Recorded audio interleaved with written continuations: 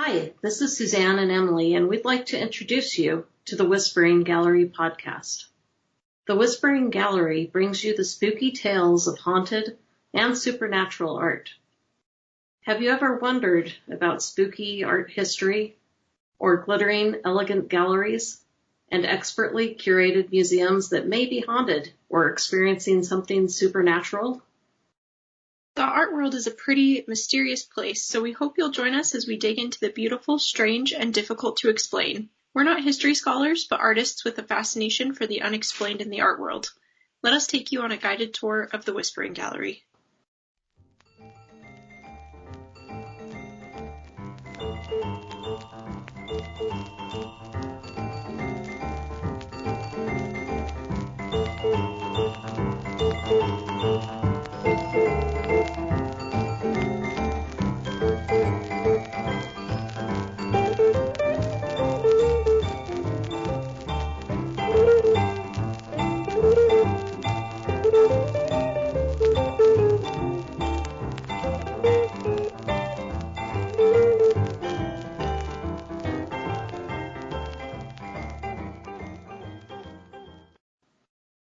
We're going to tell you the story of a vibrant, deep blue diamond that is followed by a powerful curse. As Dolly Parton said, it's hard to be a diamond in a rhinestone world.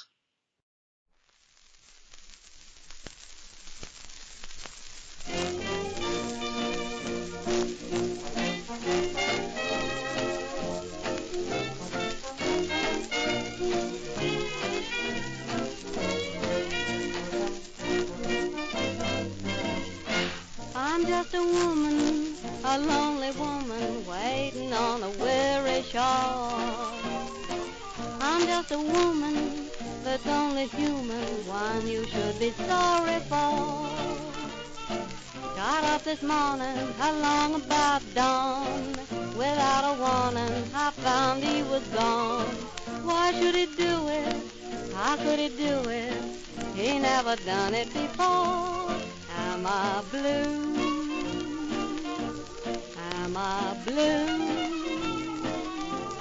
Ain't these tears in these eyes telling you? Am I blue?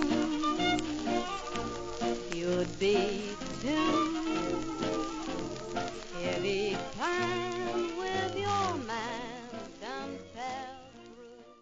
Within the walls of a museum in Washington, D.C., this is not just any museum, but the Smithsonian National Museum of Natural History. There's a 45.52 carat deep blue sparkling diamond that is said to be cursed. The radiant gemstone is part of the National Gem and Mineral Collection. Its name, the Hope Dimond.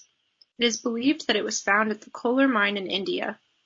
The miners worked in a pit, and conditions for them were poor. There were dangerous, deadly cave-ins, and they were only paid in food. The mine consisted of gravel clay pits and was located along the bank of the river Krishna. The wives and children of the miners worked outside of the pit along the river. From these poor conditions, the diamond was purchased by Jean-Baptiste Tarviner, who took it to France, where he sold it to the king in 1668. There are tales from Alexander the Great, Sinbad, and Marco Polo about where the diamonds were found and how they were gathered. The following is taken from the travels of Marco Polo, found among the ebooks at the University of Adelaide, Australia. Chapter 19, Concerning the Kingdom of Mudvili. Now among these mountains there are certain great and deep valleys, to the bottom of which there is no access. Wherefore the men who go in search of the diamonds take with them pieces of flesh as lean as they can get, and these they cast into the bottom of a valley. Now there are numbers of white eagles that haunt those mountains and feed upon the serpents. When the eagles see the meat thrown down, they pounce upon it and carry it up to some rocky hilltop where they begin to rend it. But there are men on the watch, and as soon as they see that the eagles have settled, they raise a loud shouting to drive them away.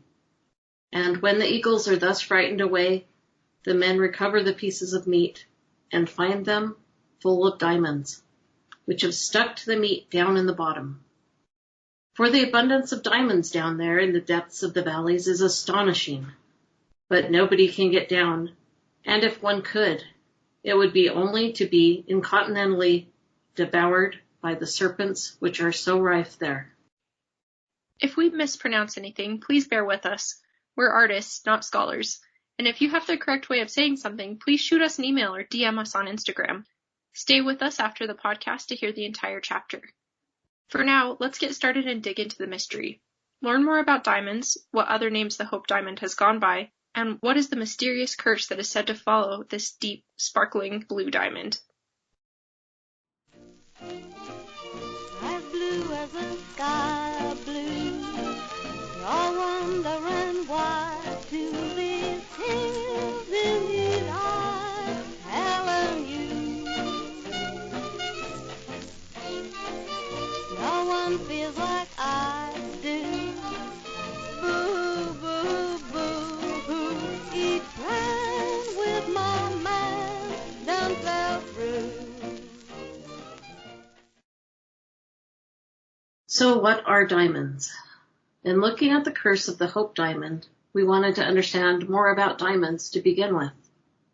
What are they? They're clear, hard enough to write on glass with. Diamonds have never had a big impact in our lives. We've always been more of the alternative gemstone type. So when we started looking into researching the Hope Diamond, it was a little bit of a learning curve for us.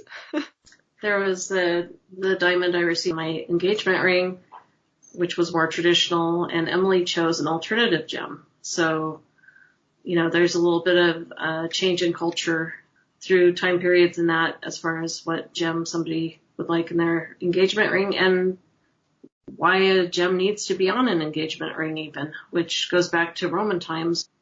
The Geological Institute of America writes, "Diamond is the only gem made of a single element. It is typically about 99.95% carbon. The way a mineral forms helps determine its identity. Diamond forms under high temperature and pressure conditions that exist only within a specific depth range, about 100 miles beneath the Earth's surface. Diamond's crystal structure is isometric, which means the carbon atoms are bonded in essentially the same way in all directions. A diamond is so hard that you can only scratch it with another diamond." So in speaking of that, this summer when you're having a charcoal barbecue, you can ponder that charcoal, came out of carbon instead of turning into a diamond. So yeah, it's like essentially made up of the same things, which is pretty cool. Yeah, totally. Other questions that came up included, what is a carat, actually? We all hear about it, how many colors of diamonds are there as well? So De Beers, whose history goes back to 1888, covers this with the 4 C's of diamond. I've heard both that De Beers created this and that the standards were created by the Gemological Institute of America in the 1940s, titled The 4 C's in the International Diamond Grading System, which is trademarked. The following comes from the De Beers 4 C's. I can go ahead with this if you want. Sure. Alright, so the first of the 4 C's is cut. A diamond's brilliance is largely determined by its cut. An expertly cut diamond with perfectly symmetrical and aligned facets will reflect light beautifully, leading to unrivaled brilliance. Clarity. Diamonds are created by tremendous heat and pressure deep within the earth. This thoroughly organic process means that virtually all diamonds contain internal inclusions and surface blemishes.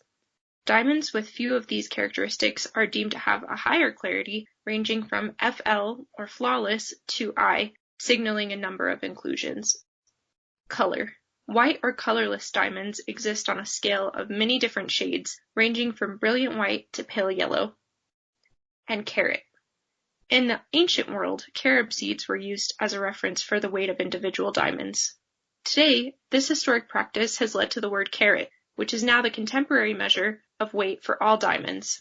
Precise measurements are taken to the 100th decimal place to ensure complete accuracy. A metric carat is defined as 200 milligrams. If you're like us, you may wonder where diamonds come from. They're brought to the surface by magma where the rock cools and the diamond is later released as the rock erodes, as was the case with the Hope Dimond that was found in India. Diamonds in general have been mined mainly in India, Brazil, Africa, and Russia. If you want to see something pretty impressive, check out our Instagram account at Whispering Gallery Podcast for a photo of the Kimberley Diamond Mine. It's no longer being mined or in use as a mine, but the Big Hole, as it's called, is now filling as a lake. I just can't believe how pretty that was. It looked like almost like Lake Tahoe. It was so brilliantly blue. Yeah, and I was wondering about, like, if you were to fall in that thing, how are you going to get back out? Unless you have ropes or a ladder. It was so steep. Just all around, it's straight up. Yeah, like sheer cliffs. The Kimberley mine, I had read about, once the pit no longer was in use, they started mining the kimberlite just like a traditional mine underground. And so that was continued that way. On to the colors for a minute. Besides the clear or colorless diamonds that we are all probably the most familiar with, there are colored diamonds that are called fancy diamonds, which I just love. That seems like such a 1950s thing. Like, yep. Just like, oh, I have a fancy diamond. I'll wear my fancy diamonds to tea. So, diamonds naturally occur in brown, red, pink, blues, greens, white, and yellow mainly. And blue in particular ranges from grays to that deep blue like the Hope Dimond. The blue diamonds are caused by impurities of boron. The deeper the blue, the more boron is in the diamond. There are also lab diamonds, which are becoming more popular. They say you can't tell the difference between a lab diamond and a natural diamond. There's a great podcast episode on how lab diamonds are created over at the Wall Street Journal's The Future of Everything. I'll make sure to add the link on the post for this show.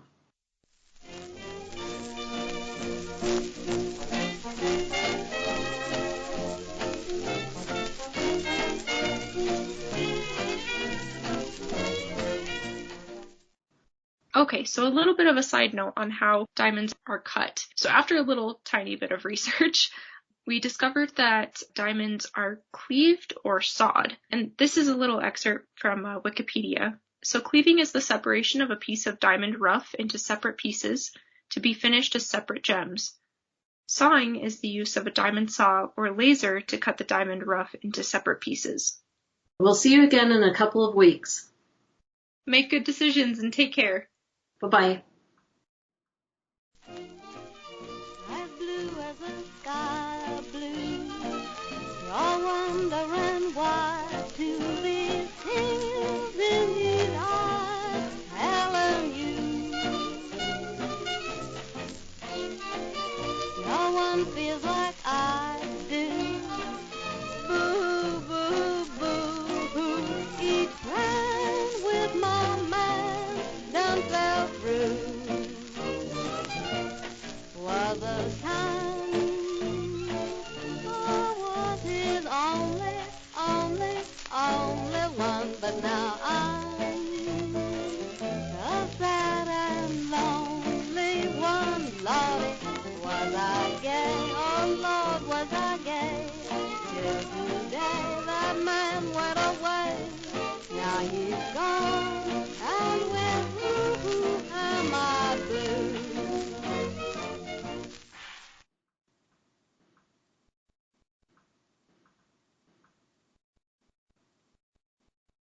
Okay, did you stay with us? If so, that's great. Now we will read from the Travels of Marco Polo, written by Marco Polo, Chapter 19, Concerning the Kingdom of Mutfili. When you leave Mabar and go about 1,000 miles in a northerly direction, you come to the Kingdom of Mutfili. This was formerly under the rule of a king, and since his death some 40 years past, it has been under his queen, a lady of much discretion, who for the great love she bore him never would marry another husband. And I can assure you that during all that space of 40 years she had administered her realm as well as ever her husband did, or better. And as she was a lover of justice, of equity, and of peace, she was more beloved by those of her kingdom than ever was lady or lord of theirs before. The people are idolaters and are tributary to nobody. They live on flesh and rice and milk. It is in this kingdom that diamonds are got, and I will tell you how. There are certain lofty mountains in those parts, and when the winter rains fall, which are very heavy, the waters come roaring down the mountains in great torrents. When the rains are over, the waters from the mountains have ceased to flow. They search the beds of the torrents and find plenty of diamonds. In summer also there are plenty to be found in the mountains, but the heat of the sun is so great that it is scarcely possible to go thither, nor is there then a drop of water to be found. Moreover, in those mountains great serpents are rife to a marvelous degree, besides other vermin, and this owing to the great heat. The serpents are also the most venomous in existence, insomuch that any one going to that region runs fearful peril, for many have been destroyed by these evil reptiles. Now among these mountains there are certain great and deep valleys, to the bottom of which there is no access. Wherefore the men who go in search of the diamonds take with them pieces of flesh, as lean as they can get, and these they cast into the bottom of a valley. Now there are numbers of white eagles that haunt those mountains and feed upon the serpents. When the eagles see the meat thrown down, they pounce upon it, and carry it up to some rocky hilltop where they begin to rend it. But there are men on the watch, and as soon as they see that the eagles have settled, they raise a loud shouting to drive them away. And when the eagles are thus frightened away, the men recover the pieces of meat, and find them full of diamonds, which have stuck to the meat down in the bottom. For the abundance of diamonds down there in the depths of the valleys is astonishing, that nobody can get down, and if one could, it would be only to be incontinently devoured by the serpents which are so rife there. There is also another way of getting the diamonds. The people go to the nests of those white eagles, of which there are many, and in their droppings they find plenty of diamonds, which the birds have swallowed in devouring the meat that was cast into the valleys. And when the eagles themselves are taken, diamonds are found in their stomachs. So now, I have told you 3 different ways in which these stones are found. No other country but this kingdom of Philly produces them, but there they are found both abundantly and of large size. Those that are brought to our part of the world are only the refuse, as it were, of the finer and larger stones. For the flower of the diamonds and other large gems, as well as the largest pearls, are all carried to the great Khan and other kings and princes of those regions. In truth, they possess all the great treasures of the world.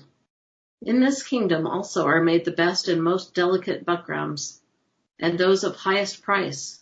In sooth, they look like tissue of spider's web. There is no king nor queen in the world but might be glad to wear them. The people have also the largest sheep in the world, and great abundance of all the necessaries of life. There is now no more to say, so I will next tell you about a province called Lar, from which the Ep1 come. Thanks for joining us again. You can find our reference links on the blog. We'll see you next time.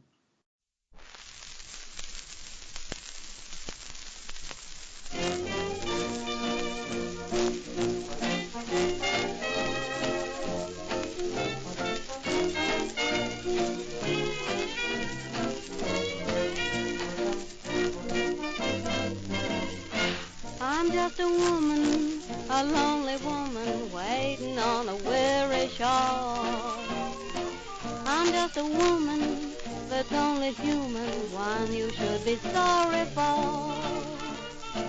Got up this morning, along about dawn, without a warning, I found he was gone. Why should he do it? How could he do it? He never done it before. Am I blue? Am I blue? Ain't these tears in these eyes telling you? Am I blue? You'd be too if each time with your man done fell through. Was a time I was his own. But now I'm the sad and lonely one. Lordy, was I gay till today. Now he's gone and we're through. Am I blue?